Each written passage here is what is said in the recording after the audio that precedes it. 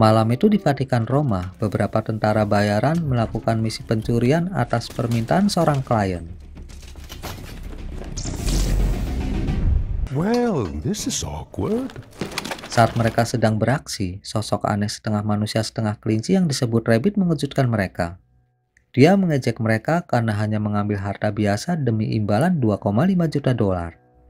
Padahal di situ ada harta paling berharga melebihi harta duniawi, yaitu Force Edge, pedang milik Ksatria Iblis Parda yang merupakan senjata terkuat neraka. Dia tahu tentang imbalan karena dialah yang memasang imbalan tersebut. Namun mereka nggak peduli tentang itu, yang penting mereka tetap dibayar. Rabbit pun menenangkan mereka kalau mereka pasti dibayar. Tapi tiba-tiba dia menyerang mereka dan membunuh mereka semua. Setelah itu dia meledakkan tempat itu.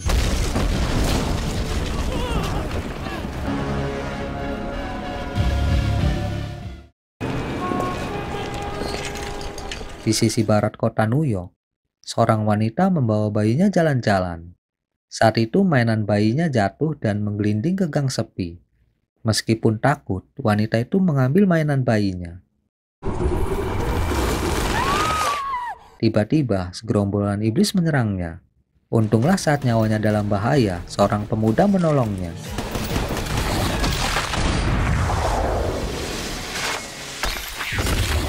Dia adalah Dante si pemburu iblis. Dia sedang menyelidiki tempat itu atas permintaan kliennya. Beberapa kali manusia diserang iblis di tempat itu. Namun iblis yang dia cari bukan iblis yang barusan dia bunuh. Mereka cuma iblis kelas teri. Saat Dante bicara dengan ibu si bayi, bayi berubah menjadi iblis dan mau menyerangnya. Dante yang merasakan aura iblis pun memeriksa si bayi. Tiba-tiba, bayi berubah menjadi iblis dan menyerangnya. Saat Dante mau membunuh iblis itu, ibu si bayi yang gak tahu kalau bayinya adalah iblis menyerangnya dan membawa kabur bayinya. Dante buru-buru mengejarnya, tapi wanita dan bayinya udah menghilang entah kemana. Keesokan harinya, dunia heboh dengan pencurian dan pengeboman yang terjadi di Vatikan Roma semalam. Dari video rekaman yang pertama dirilis, sosok yang diduga pelaku memiliki dua tonjolan aneh di punggungnya seperti sayap. Dan itu membuat ngeri dunia. Apa yang terjadi di Vatikan Roma membuat dunia berduka. Yang jadi pertanyaan, siapakah yang bertanggung jawab atas kejadian tersebut? Ada yang menduga itu perbuatan kelompok radikal. Ada juga yang menduga itu perbuatan Rusia. Tapi seorang streamer yang cukup terkenal berpendapat bahwa itu serangan langsung terhadap Tuhan yang dilancarkan oleh jaringan teroris iblis dengan teknologi canggih dari neraka. Tentu aja kebanyakan orang gak percaya. Namun Dr. Fisher sependapat dengan streamer itu. Dia menjelaskan kepada presiden dan para petinggi negara lainnya yang berkumpul di Gedung Putih bahwa serangan di Vatikan Roma dilakukan oleh jaringan teroris iblis dengan teknologi canggih. Dr. Fisher adalah salah satu fisikawan teoritis terkemuka di dunia. Dia bekerja di Komando Dunia Kegelapan yang disebut dengan DATCOM, perusahaan keamanan dimensional bebas yang dibiayai oleh swasta dan dipimpin oleh wakil presiden. Dr. Fisher yakin dengan pendapatnya karena timnya telah menguji sampel DNA dari TKP. Dia tahu DNA iblis seperti apa. Itu nggak jauh beda dengan manusia. Mereka tinggal di semesta lain yang manusia kenal sebagai neraka. Berdasarkan hasil penelitiannya saat ini, ada celah antar dimensi yang merupakan jembatan antara dunia manusia dan dunia iblis. Meskipun itu udah tertutup selama ribuan tahun, tapi kadang terjadi gangguan dan menciptakan semacam portal, memungkinkan para iblis masuk ke dunia manusia. Untungnya portal itu nggak cukup stabil, jadi hanya iblis kelas rendah yang bisa masuk. Saat itu seorang staf Gedung Putih membawa rekaman video berisi pesan dari Rabbit untuk mereka. Rabbit berkata bahwa gerbang neraka sebentar lagi akan dibuka. Dan jika ingin menangkap Rabbit, carilah pemburunya. Dia akan menunggu mereka. Wakil Presiden menduga pemburu yang Rabbit maksud adalah pemburu iblis. Dia mengeluarkan perintah untuk menangkap semua pemburu iblis dan membawa mereka kepadanya. Presiden yang gak mau pusing dengan masalah itu pun minta semua mengikuti perintah wakil presiden. Pasukan .com pun langsung bergerak menangkap para pemburu iblis yang mereka tahu. Paginya, Dante seperti biasa sarapan di restoran langganannya. Tiba-tiba dia merasakan sesuatu. Dia dengan cepat menyelamatkan semua orang di tempat itu. Semua selamat dan pergi meninggalkan tempat itu. Tapi saat Dante mau menyusul mereka, iblis memanggilnya. Dia menyamar menjadi kembaran Dante yang bernama Virgil yang udah meninggal. Tapi Dante nggak tertipu dan menyerangnya. Rupanya, itu adalah iblis yang sama yang menyamar sebagai bayi. Dia berusaha merebut kalungnya.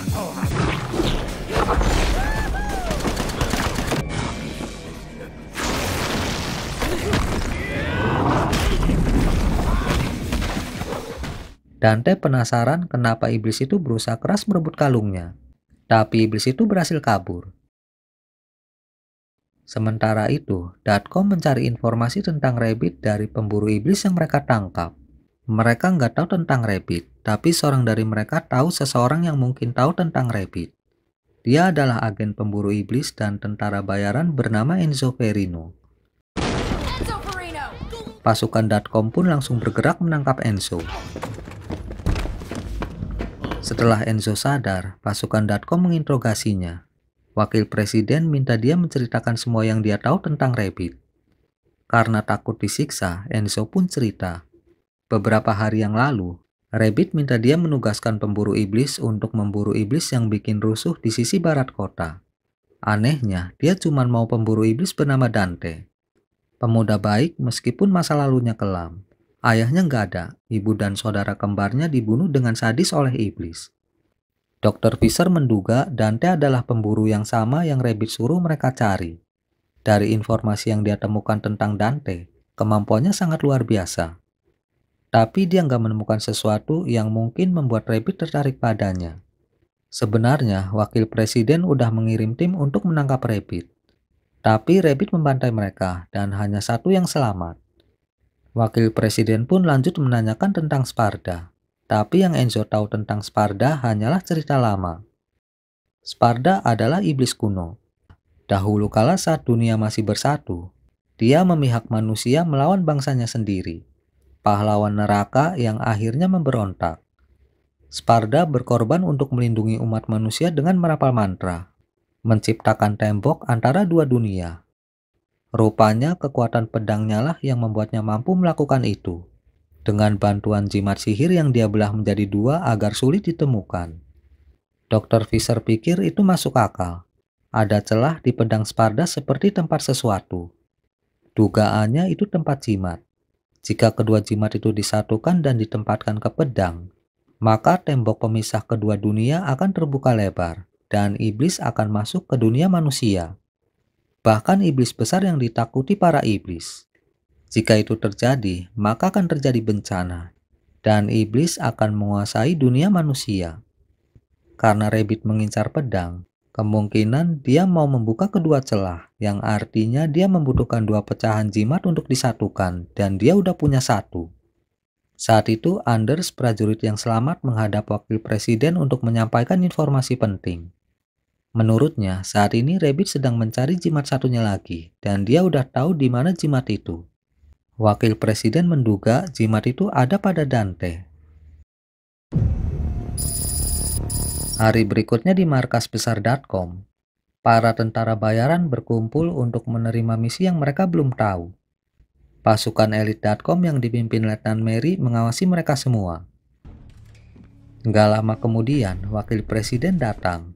Dia menjelaskan kepada mereka bahwa misi utama mereka adalah mengambil barang yang sangat penting bagi keamanan nasional, yaitu sebuah jimat. Datcom mudah melacak lokasi jimat tersebut. Itu tergantung di leher pemiliknya, seorang pria bernama Dante yang dianggap pemerintah Amerika sebagai ancaman berat. Dia sangat mumpuni dalam pertempuran, jadi serang dengan kekuatan penuh. Melihat tampang Dante yang biasa-biasa aja, para tentara bayaran tertawa meremehkannya. Seorang dari mereka yang udah bertemu dengan Dante pun berkata, "Tertawalah selagi bisa, nanti jangan harap bisa." Dia udah menghadapi penjahat dari segala kelas. Tapi Dante berbeda. Baik gerakannya maupun bidikannya, jika mereka memburunya, mereka semua akan mati. Dan dia belum mau mati. Tapi saat wakil presiden memberitahu bahwa hadiahnya $500.000 bagi siapapun yang mendapatkan jimat miliknya dan bonus bagi siapa yang menangkapnya hidup-hidup untuk diinterogasi, dia berubah pikiran dan jadi semangat. Wakil presiden pun lanjut menjelaskan rencana misi mereka. Setelah itu, pertemuan dibubarkan. You in the cab with the nice eyes. Hold on a second. Letnan Mary yang merasa curiga dengan seorang tentara bayaran pun menahannya pergi.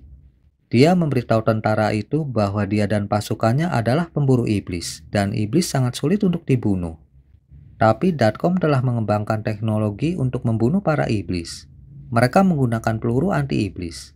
Jika itu ditembakkan ke iblis, cairan di dalamnya akan meledak saat bersentuhan dengan DNA-nya. Iblis juga kadang sulit dibedakan dengan manusia.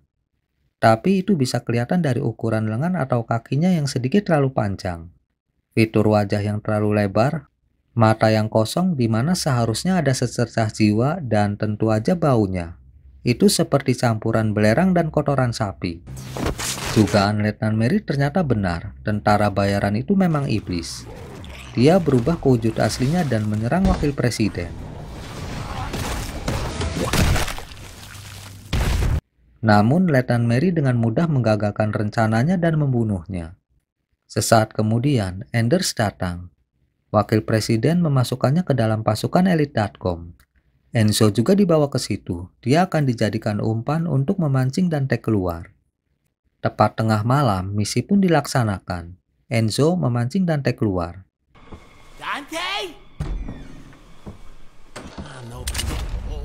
Dante kesal dengan Enzo karena pekerjaan terakhir yang dia berikan ternyata jebakan agar siluman bayi bisa mencuri kalungnya. Enzo pun menjelaskan kalau dia nggak tahu tentang itu. Dia cuma mengikuti permintaan kliennya yang bernama Rabbit. Sementara itu, para tentara bayaran mulai bergerak. Dante percaya apa yang Enzo katakan. Tapi sesaat kemudian dia merasakan kehadiran beberapa tim tentara bayaran mengepung apartemennya. Dia jadi curiga kalau Enzo memang menjebaknya. Gak mau Dante salah paham, Enzo pun jujur. Kali ini dia memang menjebaknya, tapi dia dipaksa. Dia nggak mungkin sengaja menjebak Dante. Dia udah menganggap Dante seperti anaknya sendiri. Dia memberitahu Dante bahwa para tentara bayaran juga menginginkan kalungnya, dan mereka dibayar oleh pemerintah. Dia menyarankan agar Dante menyerahkan kalung itu padanya, dan dia akan menyerahkan kalung itu kepada mereka tanpa terjadi keributan. Tapi Dante menolak. Kalung itu pemberian ibunya, dan itu bukan kalung biasa. Itu bagian dari sejarah keluarganya dan merupakan peninggalan terakhir ibunya. Ibunya juga minta dia berjanji untuk menjaga kalung itu. Jadi nggak ada yang boleh mengambil kalung itu darinya. Enzo mengerti. Dia mempersilahkan Dante untuk bersiap-siap menghadapi para tentara bayaran. Dia sendiri akan bersembunyi. Tapi Dante nggak mengizinkannya pergi. Dia belum memaafkannya. Beberapa saat kemudian, para tentara bayaran menyerbu masuk. Namun Dante udah mempersiapkan sambutan untuk mereka.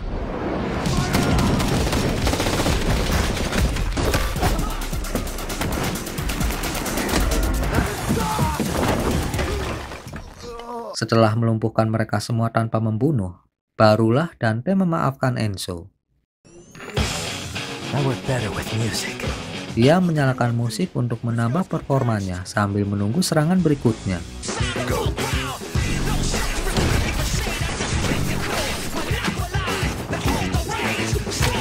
Di tengah pertempuran, Dante lengah dan tertembak dengan telak. Anehnya, lukanya pulih dengan secepat kilat.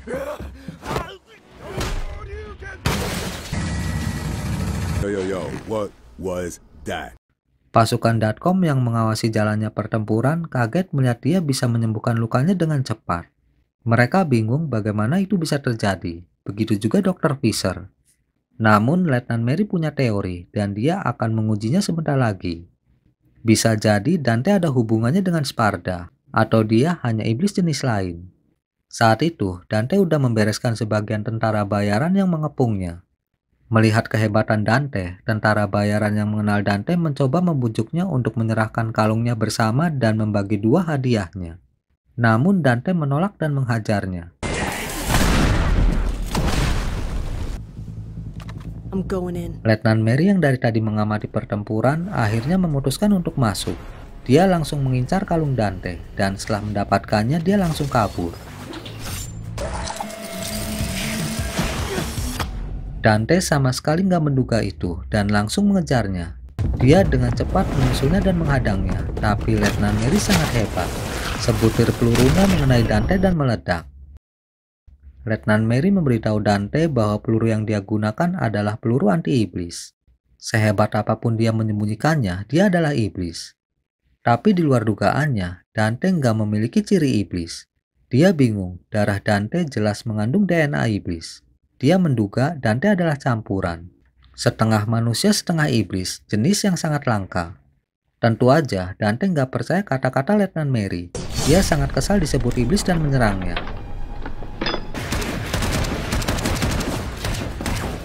Tapi saat Letnan Mary dalam bahaya, Dante menyelamatkannya. Dia penasaran kenapa Letnan Mary menginginkan kalungnya.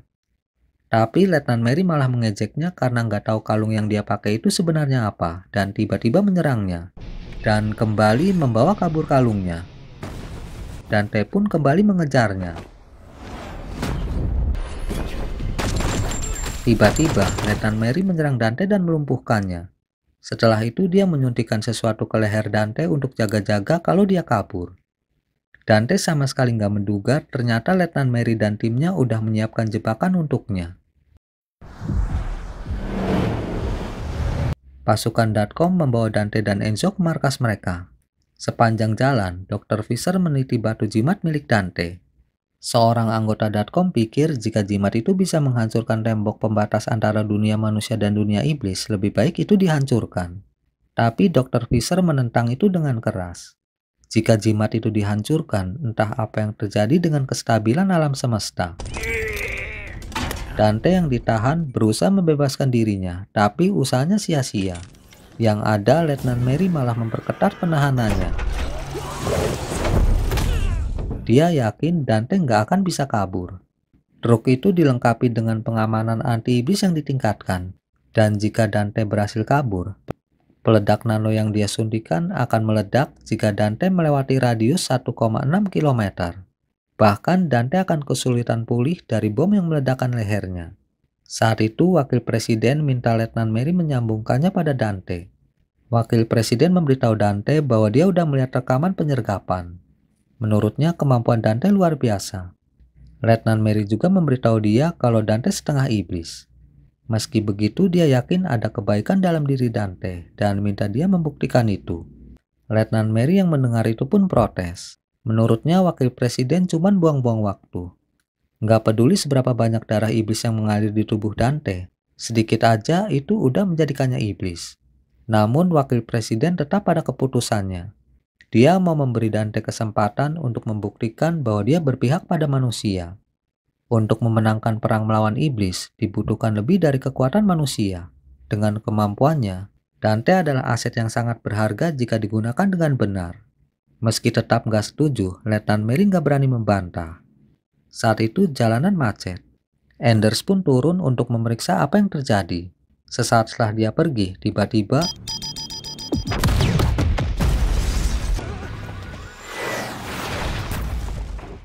rupanya itu ulah Rabbit.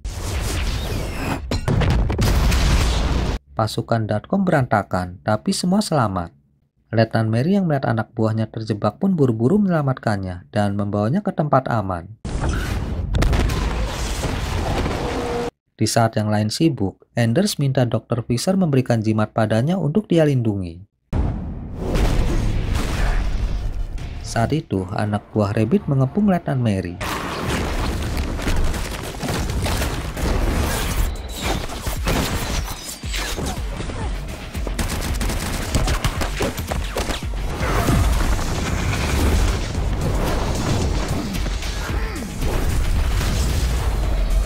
Di waktu yang sama, Rabbit menyerang pasukan.com lainnya. Anehnya, peluru anti-iblis nggak berpengaruh padanya.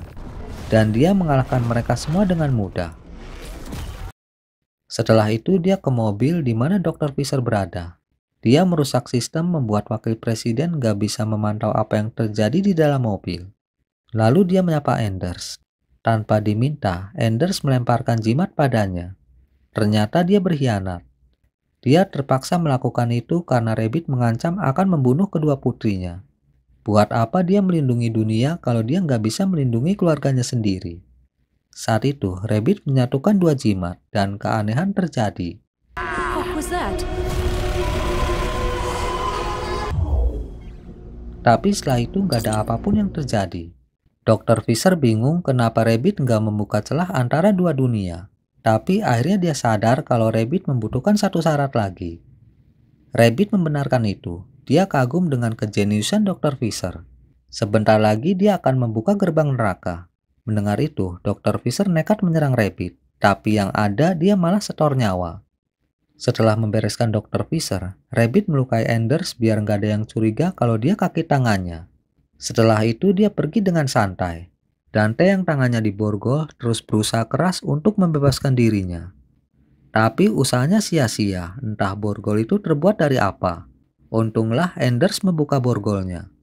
Begitu bebas, Dante langsung menyerang Rabbit. Tapi Rabbit dengan licik menyerang bus sekolah. Terpaksa Dante menyelamatkan bus sekolah dulu.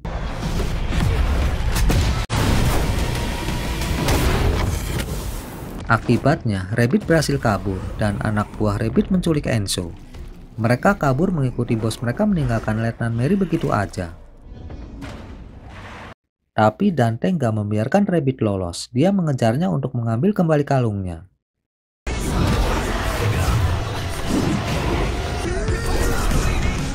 Anak buah Rabbit pun menyerangnya, mencegah dia mengejar Rabbit. Itu membuat Dante kesal. Satu persatu dia mengalahkan mereka.